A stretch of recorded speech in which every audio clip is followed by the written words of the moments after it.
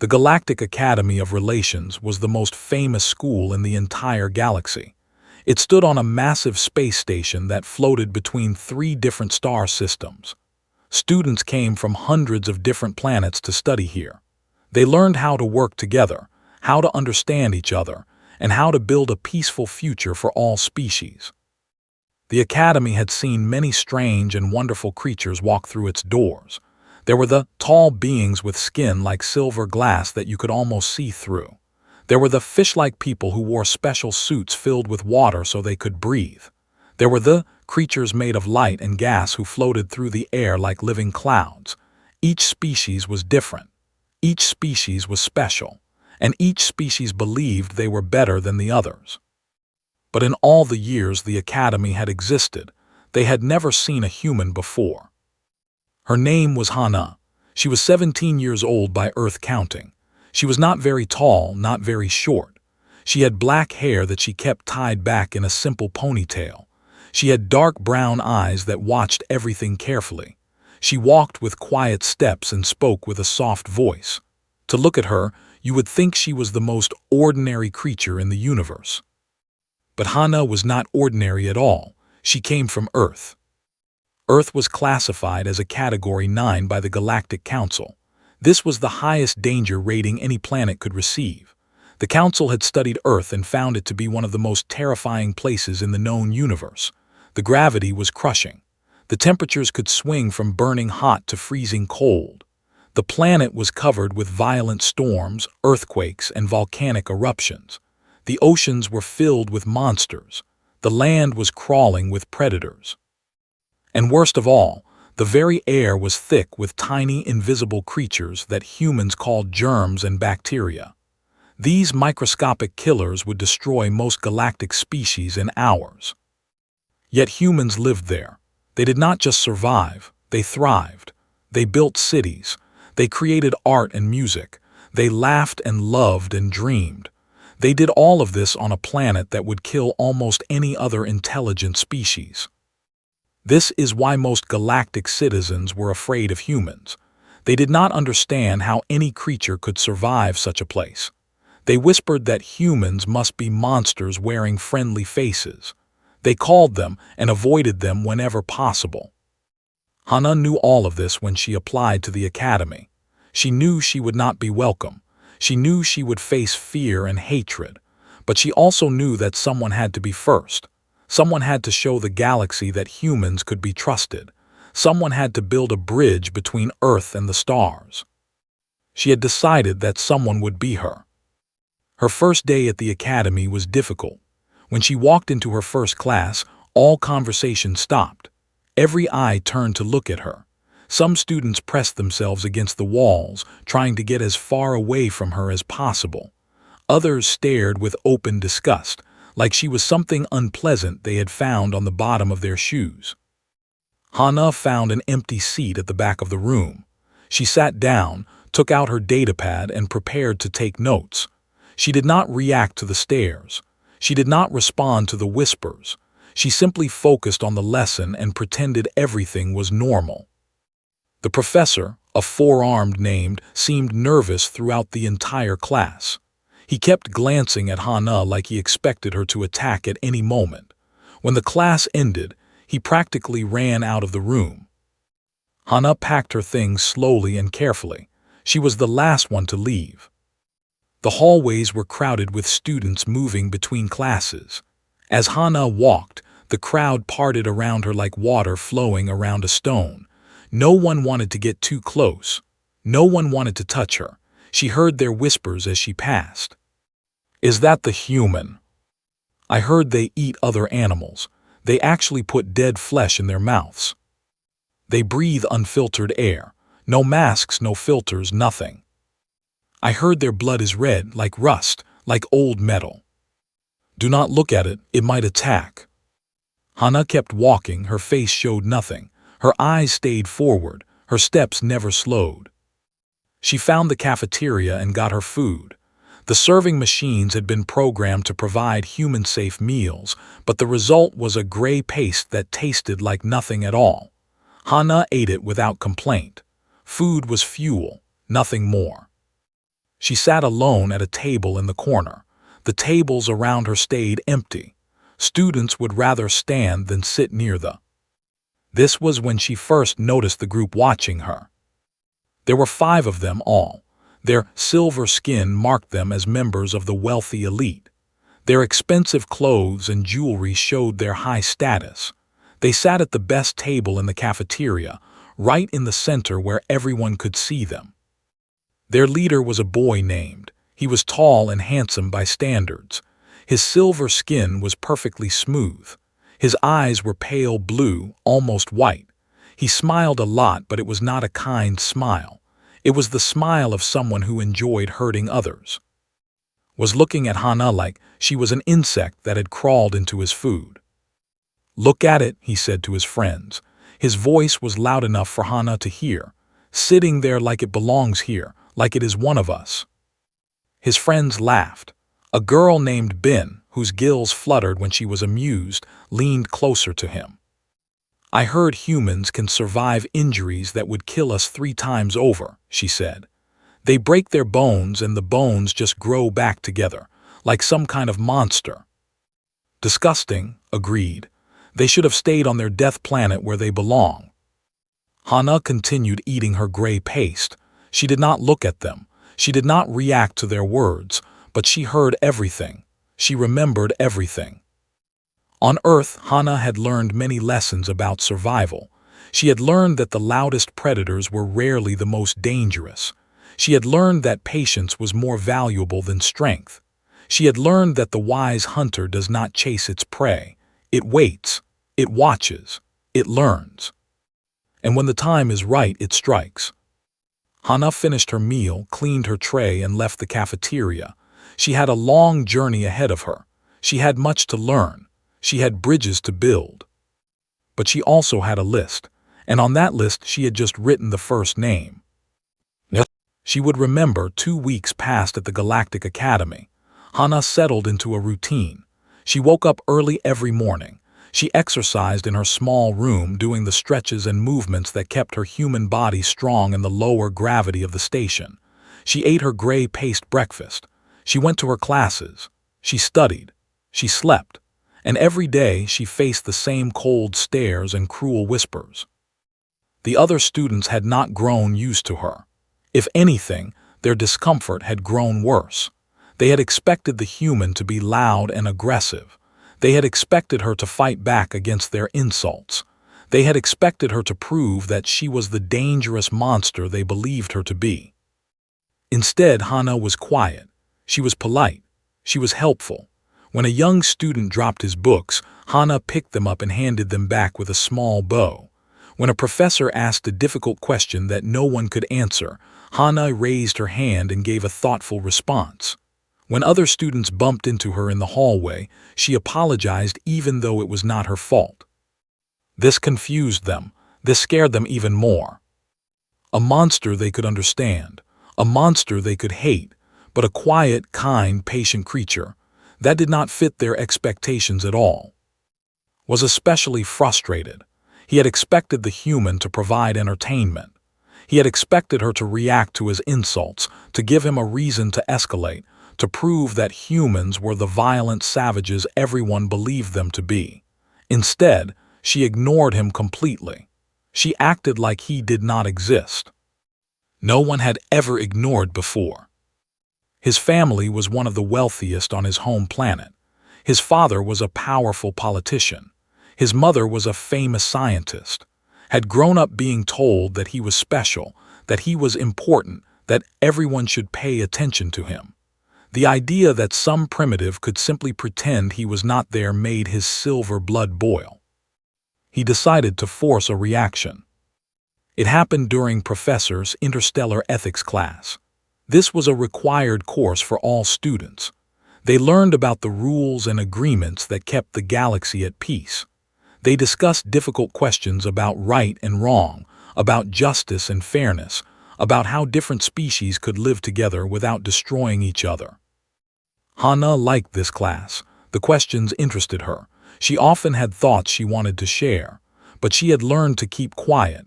Every time she spoke, the other students looked at her with fear or disgust. It was easier to stay silent.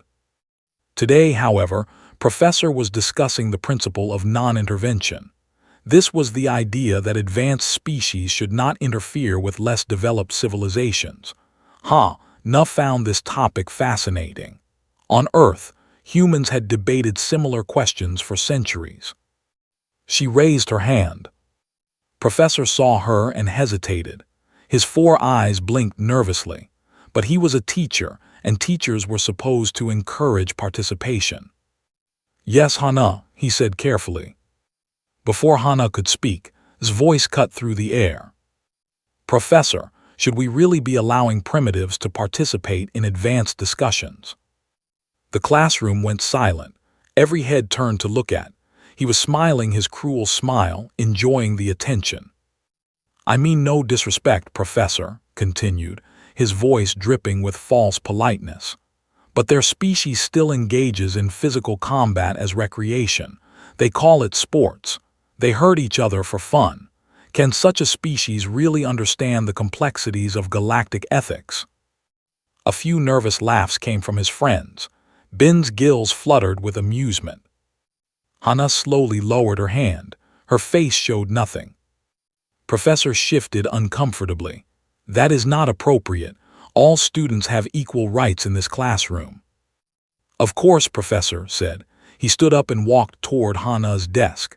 His friends watched eagerly. "I am simply concerned about educational standards. After all, humans come from a planet where they still eat the flesh of other creatures. They cook dead animals over fire and put them in their mouths, like savages from ancient times." More laughter now. Other students were joining in, relieved to have permission to mock the human openly. "I heard they have these things inside their bodies," Ben added. "Tiny worms that live in their stomachs and help them digest food. They are literally filled with parasites." "And their blood," another student called out. "It carries metal, actual metal. They are part machine, part animal, part something else entirely." The laughter grew louder. Hana sat perfectly still. Her hands were flat on her desk. Her eyes were fixed on a point in the middle distance. She did not move. She did not speak. She did not react. Professor was trying to regain control of the class. "Students, please. This behavior is unacceptable. Return to your seat." But was not finished. He had come too far to stop now. He wanted a reaction. He needed a reaction. He stopped beside Hana's desk. He looked down at her datapad.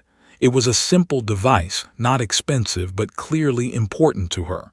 She used it for all her notes, all her studies, all her work. "Oops," said. His hand moved. The datapad flew off the desk.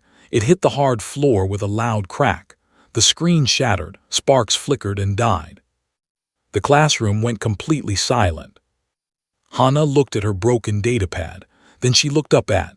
For the first time, their eyes met directly. Felt something strange, a cold feeling in his stomach, a tightness in his chest. Hana's dark eyes were calm, peaceful, empty. There was no anger there, no fear, no hate. There was only patience, endless, terrifying patience. And then Hana smiled. It was a small smile, just a tiny curve of her lips, but something about it made take a step backward. Something ancient and primal in his brain screamed at him to run. Hana stood up slowly. She bent down and picked up the pieces of her broken datapad. She placed them carefully in her bag. Then she walked to Professor's desk. "I apologize, Professor," she said softly. "I knocked my datapad off my desk by accident. I am very sorry for disrupting the class." Professor stared at her. His 4 eyes blinked in confusion. "What? No, I saw what happened," was the one who. "Please," Hana interrupted gently. "I would like to accept responsibility. Please assign me detention." The room was so quiet you could hear the soft hum of the station's life support systems. I do not understand," Professor said. "I broke the rules," Hana said. "I caused a disruption. I should be punished. That is fair." She looked back at the classroom, at the students who had laughed, at Ben with her fluttering gills, at who was still standing frozen beside her empty desk. She was still smiling. "Please," she said again, "I insist." Professor did not know what else to do. He assigned her detention. Hannah bowed politely, collected her bag, and walked out of the classroom. Her footsteps were quiet and steady. She did not look back. Behind her, no one was laughing anymore. News traveled fast at the Galactic Academy. Within hours, everyone had heard the story. The human girl had been bullied. The human girl had been humiliated. The human girl had her property destroyed right in front of her face. And the human girl had taken the blame herself. Most students did not understand what had happened. They talked about it in the hallways, in the cafeteria, in their rooms late at night. They tried to make sense of it. "She must be afraid," some said. "She knows she is outnumbered. She knows no one will help her, so she surrendered. She showed submission. She proved she is weak."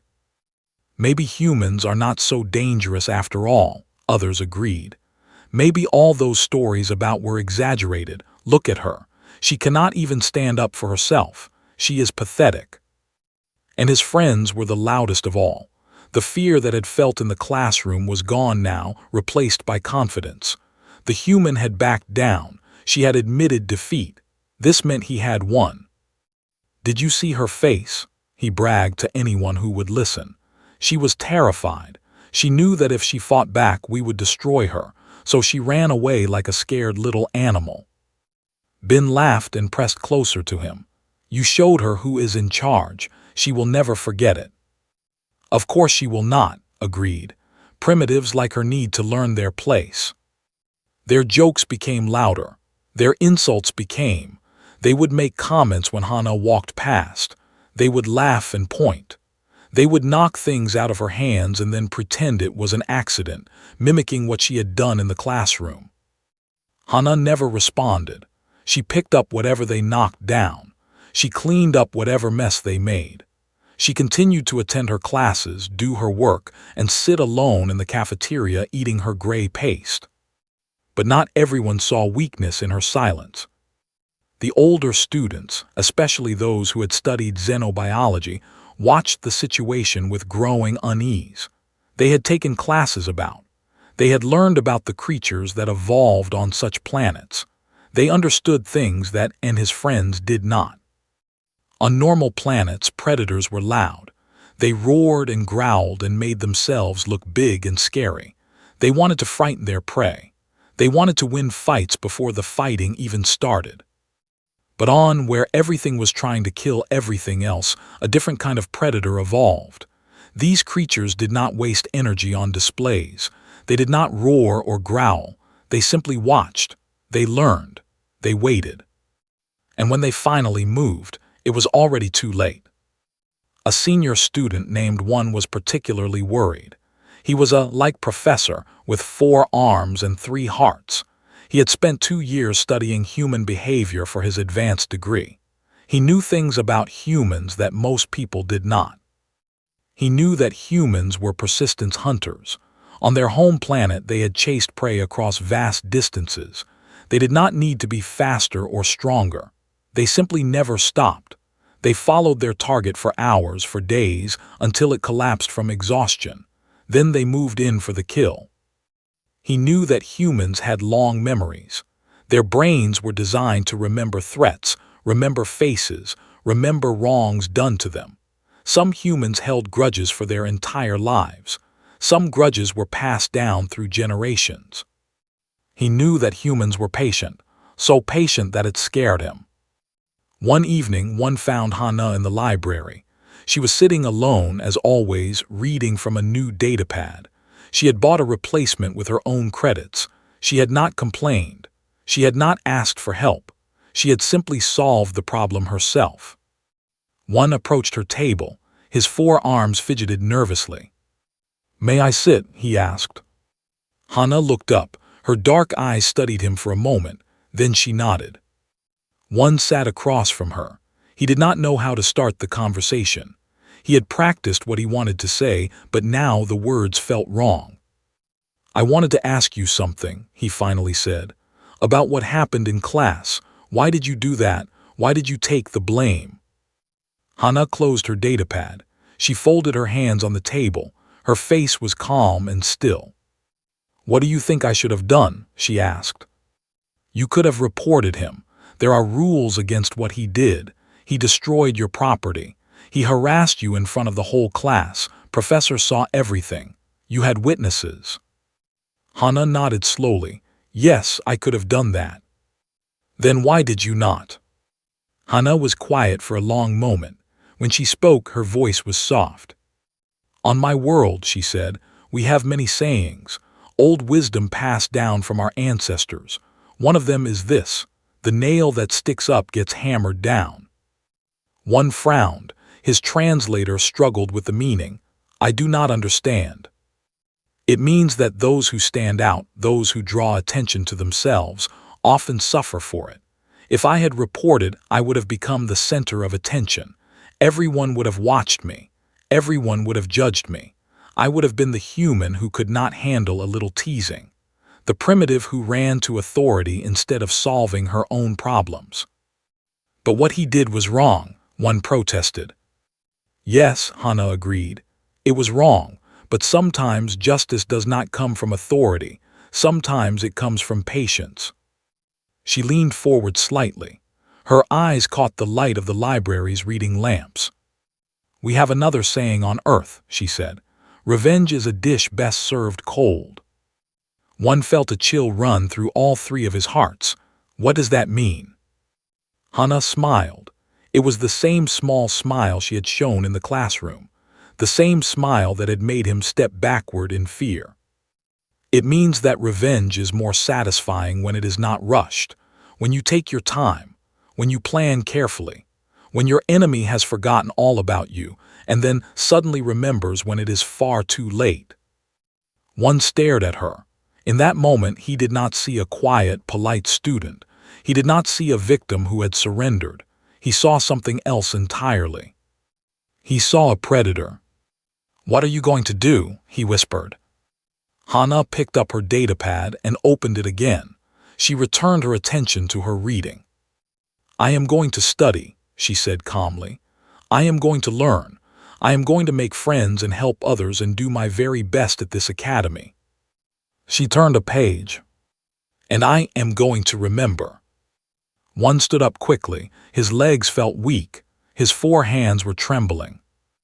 I should go, he said. It was nice talking to you, One, Hana said without looking up. Please feel free to visit again any time. One hurried out of the library. He did not look back. Behind him, Hana continued reading. Her face was peaceful. Her breathing was slow and steady. She looked like the person in the entire galaxy. But inside her mind, wheels were turning. Plans were forming. Pieces were moving into place. She had time, she had patience, she had memory. And she had a list of names that grew longer every day. 3 standard weeks passed at the Galactic Academy. To most observers, nothing had changed, and his friends continued their cruel games. Hana continued her quiet existence. The other students continued to avoid the human and pretend she did not exist. But beneath the surface, things were very different. Hana had been busy. Every night after finishing her studies, she worked on a special project. She had created a document. It was a very detailed document.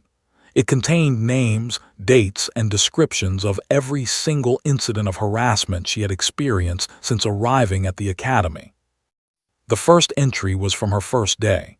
A student had spit at her feet in the hallway. She had recorded the time, the location, and the names of 3 witnesses who had seen it happen.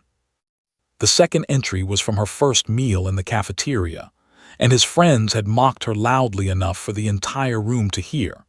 She had written down exactly what they said, word for word.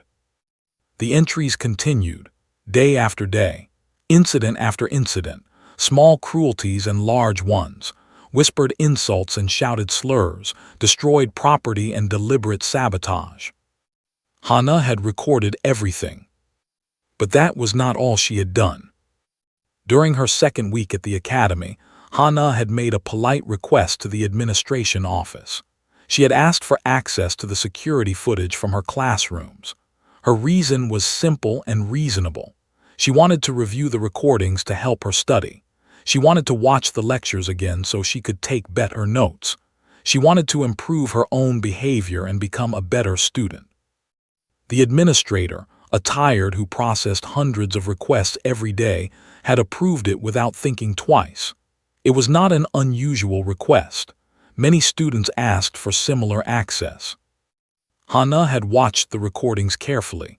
She had found every moment when or his friends had harassed her. She had saved copies of these recordings. She had organized them by date and time. During her third week, Hana had done something else. She had started helping other students. There was a young named Ho who struggled with mathematics. Hana tutored him every evening until he understood. There was a named who had difficulty writing essays. Hana helped her organize her thoughts and express herself clearly. There was even a named Mi, a shy girl from a poor family who was nothing like and his wealthy friends. Mi was failing her history class. Hana spent hours helping her prepare for exams. These students were grateful. They talked about the human girl who had helped them. They told their friends. Slowly, carefully, Hana built a network of allies, people who respected her, people who trusted her, people who would tell the truth about what they had seen. And then, on the first day of the fourth week, Hana sent her document to the Academy's disciplinary council. The document was comprehensive. It contained 17 separate violations of the Academy's anti-harassment protocols. It included detailed descriptions of each incident, the names of witnesses, and timestamps that matched the security footage Hana had collected. It was organized, professional, and impossible to ignore. The disciplinary council took the matter seriously. They reviewed the evidence. They watched the recordings. They interviewed witnesses. They discovered that Hana's detention had been completely unjust, assigned based on a lie she had told to protect from immediate consequences. The investigation took 4 days. During those 4 days, Hana attended her classes as usual. She studied. She helped her friends. She ate her gray paste and sat alone in the cafeteria. Noticed nothing. He was too busy enjoying his status, too confident in his power, too blind to see the trap closing around him. On the 5th day, the entire academy was called to a special assembly. The great hall was filled with students from every species. They sat in their assigned sections, whispering and wondering what was happening. Special assemblies were rare. They usually meant something important. The academy director, an ancient woman named One with silver skin that had faded to gray, stood at the podium. Her expression was stern and disappointed. "Students of the Galactic Academy," she began, "we gather today to address a serious matter. Our academy was founded on principles of respect, tolerance, and cooperation between species. We believe that all intelligent beings deserve dignity. We believe that differences should be celebrated, not feared. We believe that cruelty has no place in our halls." She paused, her pale eyes swept across the crowd. "It has come to our attention that these principles have been violated, repeatedly, deliberately, without remorse." She lifted a datapad and began reading names. Of the Elite Academy, Bin of the Diplomatic Corps, Min of the Science Institute, Wu of the Trade Authority, Bai of the Cultural Exchange, Min Ho of the Military Academy, of the Arts Conservatory. 7 names, 7 students who had tormented Hana, 7 people who had thought they were untouchable. These students have been found guilty of multiple violations of our anti-harassment protocols, Director One continued.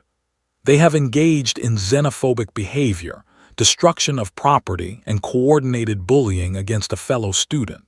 Their actions have brought shame to this institution and to their respective home academies. The hall was completely silent. No one moved, no one spoke. Bin, Min, Wu, Bai, Min Ho, and are hereby expelled from the Galactic Academy. They will leave this station within 24 hours. Their academic records will reflect the reasons for their expulsion. A collective gasp rose from the crowd. Expulsion was the harshest punishment the academy could give. It would follow these students for the rest of their lives. Their careers would be ruined. Their families would be shamed. Everything they had worked for was gone. Director 1 was not finished. Additionally, the following students have received formal warnings for their participation in or encouragement of this harassment. She read 8 more names. 8 students who had laughed at Hana, who had joined in the mockery, who had thought it was all just harmless fun. Their records would be marked. Their futures would be clouded. "Let this be a lesson to all of you," Director 1 said. "The Galactic Academy does not tolerate cruelty. We do not tolerate hatred. We do not tolerate those who believe their species or their wealth or their power gives them the right to hurt others." She looked directly at the section where was sitting. His silver face had turned almost white. His hands were shaking. His friends sat frozen beside him, unable to believe what was happening. "You are dismissed." The assembly ended. Students began filing out of the hall, talking in shocked whispers. Everyone was trying to process what had just happened. Hana sat in the 3rd row. She had not moved during the entire announcement. Her hands were folded neatly in her lap. Her face was calm and peaceful. When the students around her stood to leave, she stood as well. She gathered her bag. She walked toward the exit. The crowd parted for her. Students who had ignored her for weeks now stepped aside quickly. Students who had laughed at her now looked away in fear. Students who had thought she was weak and primitive now understood the truth. She had never been weak. She had never been defeated. She had simply been waiting. Hana walked through the silent hallway. Her footsteps echoed off the polished floors. She did not smile. She did not gloat. She did not say a single word. She did not need to. Everyone understood. The girl had won. 3 years passed at the Galactic Academy. In those 3 years, everything changed. The expulsion of and his friends sent shockwaves through the entire galactic education system. News spread from station to station, planet to planet. Everyone heard the story of the human girl who had faced hatred and cruelty, who had stayed silent and patient, and who had ultimately achieved perfect justice. The story was told in different ways depending on who was telling it.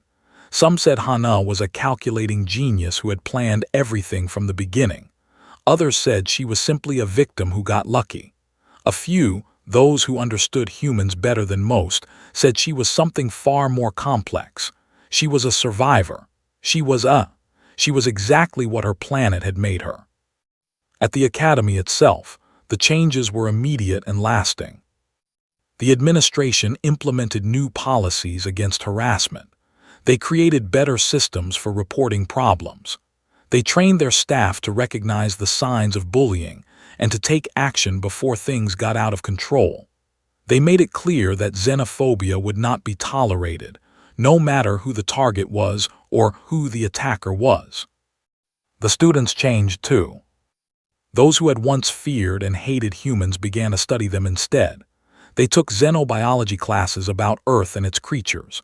They learned about human history, human culture, human achievements.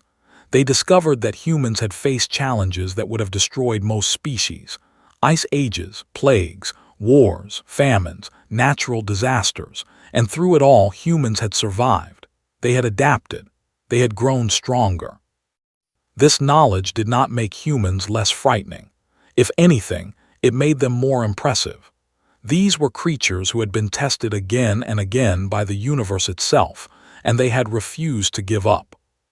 Hana herself became something of a legend at the academy. She graduated at the top of her class. Her grades were perfect. Her projects were brilliant.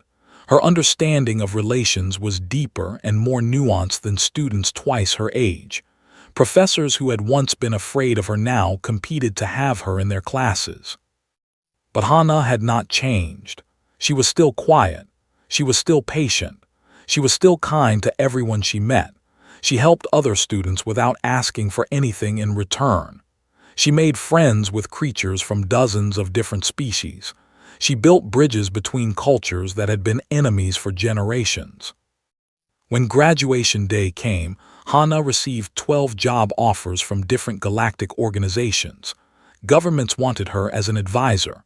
Corporations wanted her as a negotiator. Universities wanted her as a researcher. She could have gone anywhere, done anything, become anyone. She chose to become a diplomatic liaison. Her job would be to travel between worlds, to help different species understand each other, to solve problems before they became conflicts. She would be a bridge between humanity and the galaxy, just as she had always planned. The graduation ceremony was held in the Great Hall where expulsion had been announced 3 years earlier. Hana sat in the front row with the other top graduates. She wore simple clothes, nothing fancy or expensive. Her black hair was still tied back in the same simple ponytail she had worn on her first day. After the main ceremony ended, families and friends mingled with the graduates. Hana stood alone for a moment, watching the happy reunions around her. Her own family was too far away to attend. Earth was on the other side of the galaxy. A young approached her nervously. He was tall and thin, with silver skin that flushed blue when he was embarrassed. Hana recognized his features immediately. He looked almost exactly like. "Excuse me," the young man said. "Are you Hana?" "I am," Hana replied. "And you are?" "My name is Dong, is my older cousin." Hana nodded slowly. She did not tense up. She did not prepare to defend herself. She simply waited to hear what he had to say. Dong took a deep breath. His four-fingered hands were trembling. "I wanted to apologize," he said, "for what my family did to you, for what did. I know it does not change anything. I know it does not fix the harm that was caused, but I wanted you to know that not all of us are like him. Not all of us hate humans." Hana studied the young for a long moment. She saw his fear. She saw his shame. She saw his genuine desire to make things right. "You have nothing to apologize for," she said gently. "You are not responsible for his actions.